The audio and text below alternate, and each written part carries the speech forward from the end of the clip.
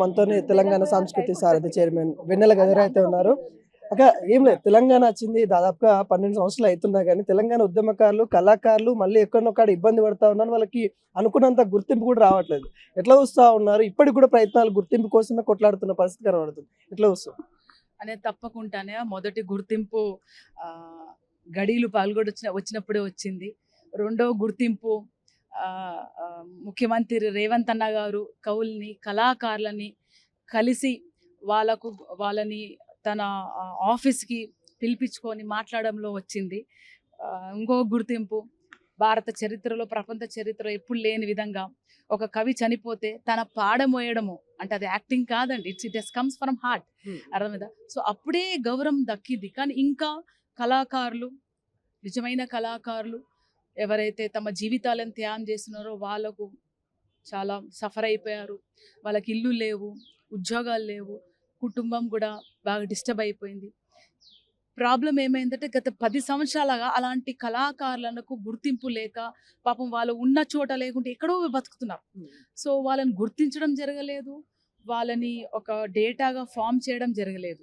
కాకపోతే ఆ పనిలోనే మన ప్రభుత్వం ఉంది. ఇప్పుడు డిస్టిక్ వైజ్ కలెక్టర్ ఆధ్వర్యంలో మన కళాకారులను ఉద్యమకారులను గుర్తించి వాళ్ళ డేటా కలెక్ట్ చేసే పనిలో ఉన్నారు. కాబట్టి తప్పకుండా కాంగ్రెస్ పార్టీ ఆధ్వర్యంలో, రేవంత్ అన్న గారి ఆధ్వర్యంలో మనమంతా కలిసి కళాకారులను గుర్తించి వాళ్ళకు రానున్న టైంలో తెలంగాణ సాంస్కృతిక సారథి నుంచి కూడా ఉద్యోగ అవకాశాలు ఇప్పించి వాళ్ళ గౌరవాన్ని కాపాడే పనిలో మేమున్నాం. అంటే మీరు కూడా బాధ్యత చాలా ఉంటుంది దీనిపైన. మీకు ఎటువంటి డిమాండ్స్ వచ్చాయో ఈ రోజు రౌండ్ టేబుల్ సమావేశం?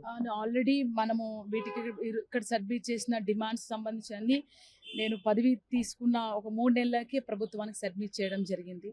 అంటే there is a system problem ఉంది కాబట్టి సిస్టమ్ని బలోపేతం ఎలా చేయాలి, కళాకారుల్ని ఎలా సెలెక్ట్ చేయాలి, కళాకారులని ఎలా గుర్తింపు రావాలంటే మొదటికి మనం గుర్తింపు కార్డులు ఇస్తేనే వాళ్ళకి ఆ గౌరవాన్ని ఇచ్చినట్టు ఉంటుంది. So not only in the government, private సెక్టర్లో ఓన్లీ ఆటలు పాటలు కాకుండా కళాకారులు చాలామంది చదువుకున్నారు, వివిధ విషయాలపైన నైపుణ్యత స్కిల్ ఉంది వాళ్ళకు. సో వాళ్ళ టాలెంట్ని, వాళ్ళ స్కిల్ని బట్టి వాళ్ళకి అక్కడ ఉపాధి కల్పించాలని వివిధ రకాలమైన డిమాండ్స్ ఉన్నాయి. సో ఆ డిమాండ్స్ అన్ని మనం ఆల్రెడీ పెట్టడం జరిగింది.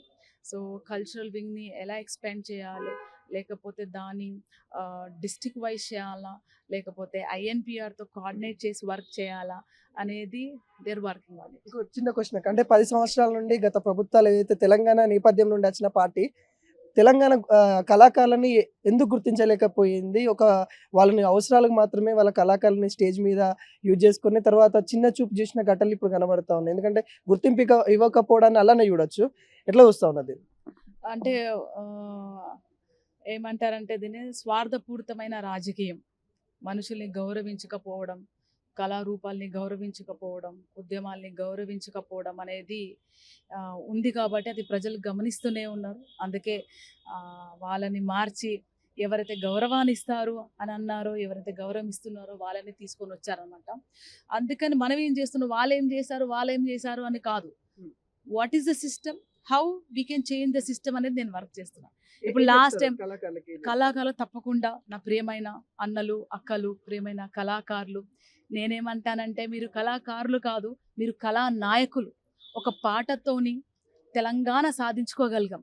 ఒక పాట, తల్లి లాలి పాటతోని బిడ్డ ఏడుపు ఆపుతుంటది. రేపో మాపో చనిపోతానన్న భయంలో ఉన్న ఒక వృద్ధుడు ఒక పాట అయిని చావుకు రెడీ అవుతారు. అట్లాగే యుద్ధంలో ఉండి కూడా ఆ యుద్ధ భూమి పాట అయిని వీరుడు ఎన్ని తూటాలకైనా రెడీ ఉంటారు. సో మీరు చింత చెయ్యొద్దు, అడుక్కోవద్దు, మన హక్కులు సాధించుకుందాము. తప్పకుండా మీతోని నేనుండి కాంగ్రెస్ పార్టీ ఆధ్వర్యంలో తప్పకుండా ఖచ్చితంగా మీ గౌరవాన్ని మీకు దక్కిస్తామని తెలియజేస్తున్నాను. అంటే చాలా మంది ఏమంటారంటే అక్కతో ఇన్ని మాటలు మాట్లాడి ఒక పాట కావాలని అడుగుతారు ఖచ్చితంగా. నన్ను గన్న తల్లులార, తెలుగు తల్లి పల్లెలార, నన్ను గన్న తల్లులార, తెలంగాణ పల్లెలార, మీ పాటనై వస్తున్నానమ్మో మాయమ్మాలార, మీ పాదాలకు వందనాలమ్మో మాయమ్మాలార. జోహార్ తెలంగాణ అమరవీరులకు, జోహార్ జోహార్, జోహార్ గద్దరన్నకు, జోహార్ జోహార్.